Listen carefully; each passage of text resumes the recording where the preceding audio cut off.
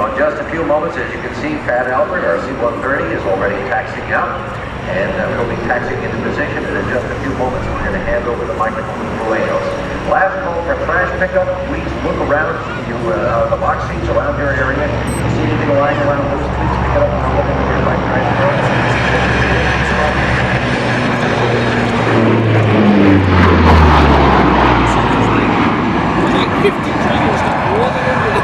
Major tests will establish that over on a very steep approach angle to simulating and landing in mountainous terrain or in a hostile environment.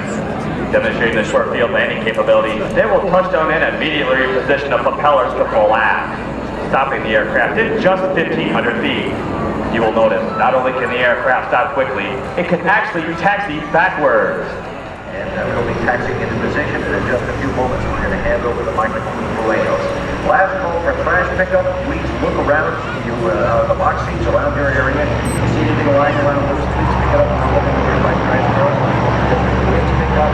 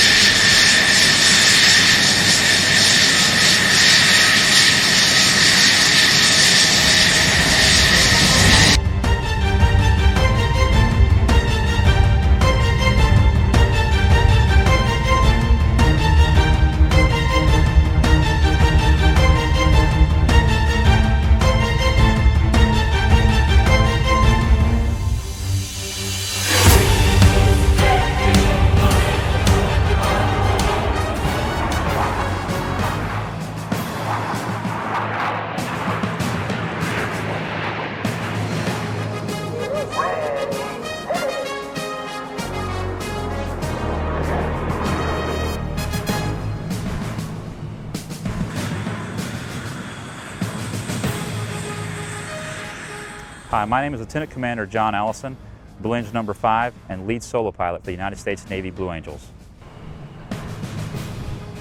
My dad had a small airplane and it just got me very, very interested in it. You know, obviously he would let me fly a little bit and I just liked it. I was attracted to it from the start. Started taking some lessons from him. He was an instructor. I just loved it, absolutely loved it. I got my pilot's license before my driver's license actually.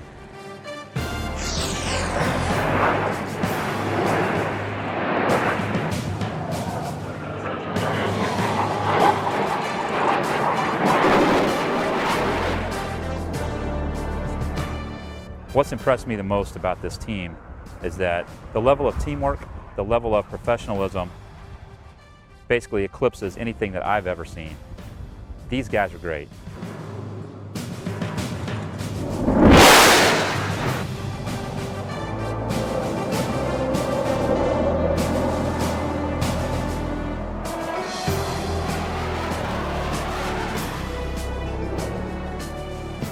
For me, it's a little slice of America, but I feel that anybody can do this. It doesn't matter where you come from, it doesn't matter what your background. If this is what you want to do, you can do it. And that's why I fly airplanes. That's why I fly for the Navy, and that's why I do what I do. Because if one kid walks away from this show thinking that he can do something he didn't think was possible, then we did our jobs.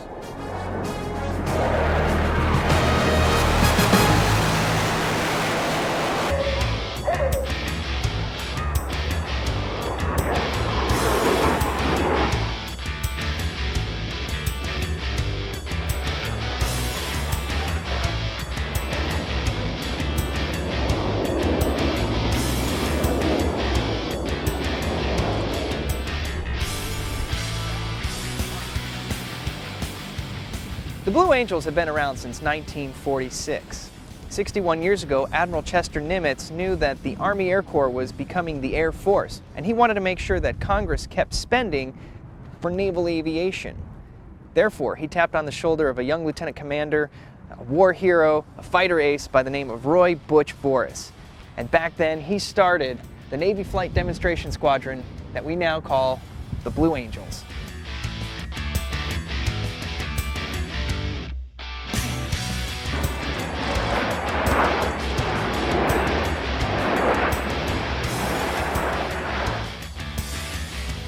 Another thing that most people don't know about the Blue Angels in our demonstration is the fact that we do not fly with G-suits. The G-suits are kind of like the blood pressure cuff that you get at the doctor's office, except it's around your calves, your thighs, and your midsection to help you fight the Gs. The computers help you think along with the jet. So as Gs are pulled, that blood is kept up in your upper half of your body closest to your brain. So the reason why we don't wear G-suits is very, very simple. If you're dogfighting, it's very unpredictable. There's a lot of heavy G loads, and you just can't process that information fast enough. So the computers on board the jet will inflate and deflate your G-suit to help you along in that process of dogfighting. On the other hand, our demonstration is very, very finely choreographed. It's the same maneuvers. It's on that roller coaster track. The same demonstration that we do week in and week out becomes very familiar to the pilots. So they know the onset of G is coming. They know how to fight it, and they're working well in advance of the maneuvers. The problem is with the stick right between their legs, they use their arm as a fulcrum on their thigh, and there's a 40-pound spring on that jet for inverted flight. So it's like sitting in a chair in your room with the 40-pound dumbbell doing this for 48 minutes. That tends to take a lot of energy out of your arm. So to compensate, they use their thigh as a fulcrum. When they do that, if they had G-suits on, the bladders would inflate and deflate as they were taking G, which could cause PIO, or pilot-induced oscillation. So the stick could be bumped by their wrist, which is bumped by the air bladders. And that is actually less safe than flying without the G-suits in the first place.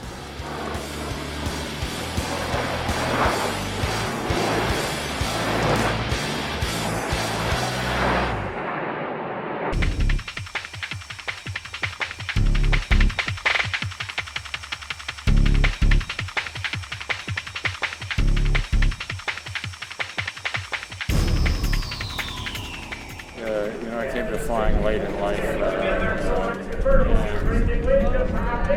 To me, the lessons, the life lessons that one learns when you accept the responsibility of piloting aircraft are the most valuable lessons.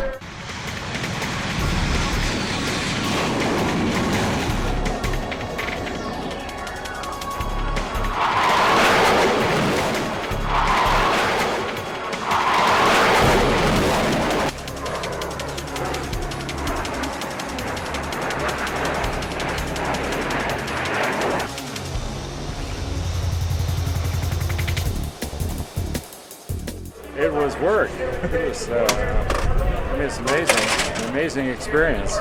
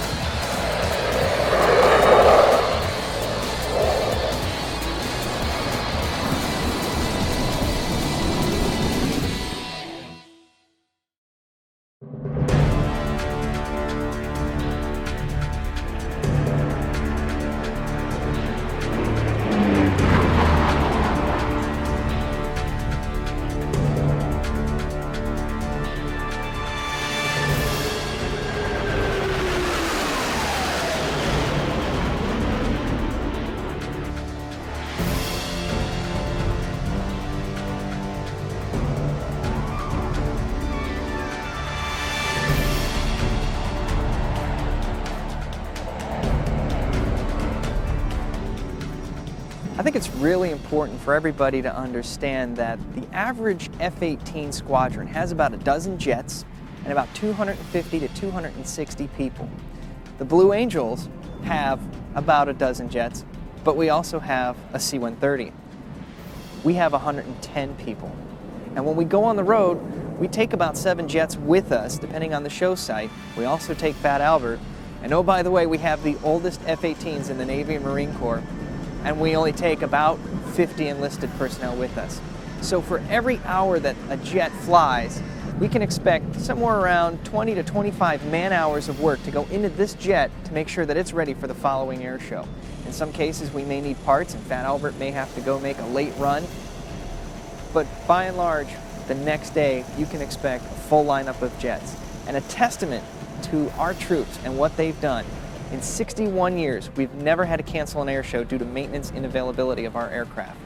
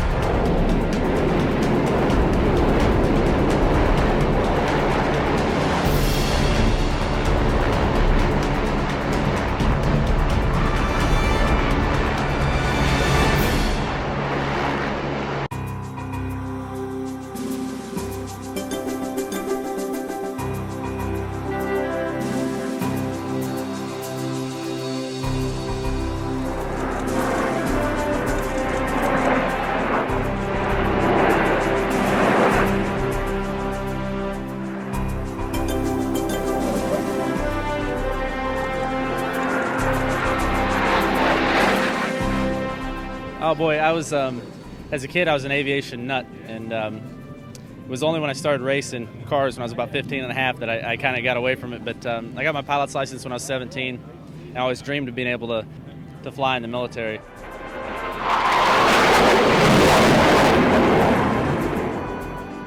Jack's been an unbelievable influence on my aviation career, I guess. You know, he's really allowed me to go out and do the things I want to do in aviation, and he's facilitated some things and taken me up in his jet, and he says he's going to give me a ride in his P-51, but he's taught me a lot flying along.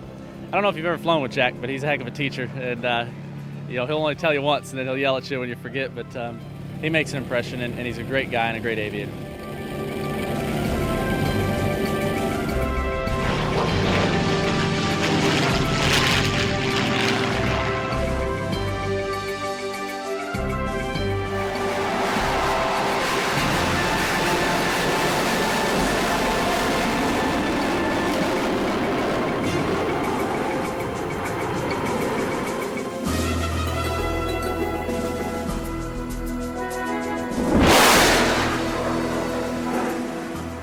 The flight we just took was unbelievable. It's unbelievable. I just can't describe it. You know, the whole event's amazing. It's an amazing aircraft, and the things that Kojak, Kevin there could do with it were pretty spectacular. He almost got me unconscious. He got me to the point where I didn't care. That was pretty close.